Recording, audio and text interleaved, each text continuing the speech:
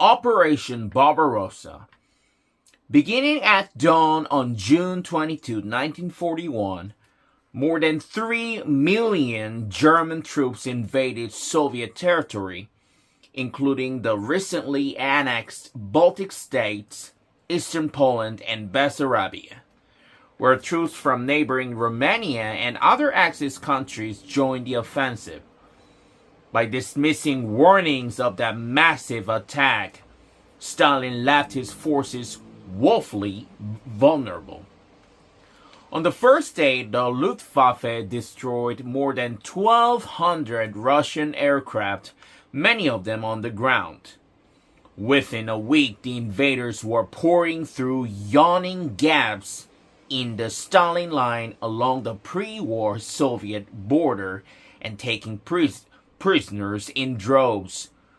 Like previous campaigns, Operation Barbarossa was planned as a blitzkrieg led by armored units. While Field Marshal Leib's Army Group North targeted Leningrad, and Field Marshal Rundstedt's Army Group South invaded southern Ukraine, Field Marshal Boke's Army Group Center pressed toward Moscow. An advance spearheaded by General Guderian's 2nd Panzer Group and General Hermann Hoth's 3rd Panzer Group, which converged at Minsk in late June and cut off 500,000 enemy troops. In July, panzers enveloped Smolensk within 200 miles, 320 kilometers, of Moscow, but Hitler then halted the advance and ordered Guderian to help Army Group South encircle Kiev. German Army Chief of Staff General Franz Halder objected and urged Hitler to keep tanks and motorized infantry driving toward Moscow. Privately, Halder feared even that might not bring victory.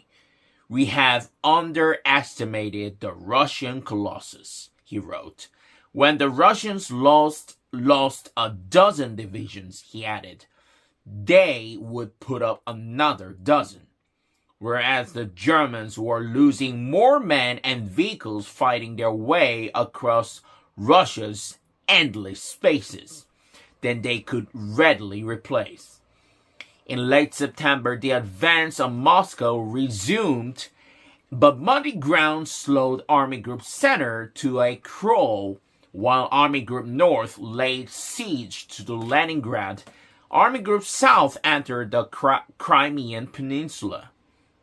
In late November, panzers churned forward on frozen terrain to within a dozen miles, 19 kilometers of Moscow, before stalling in drifting snow and sub-zero temperatures.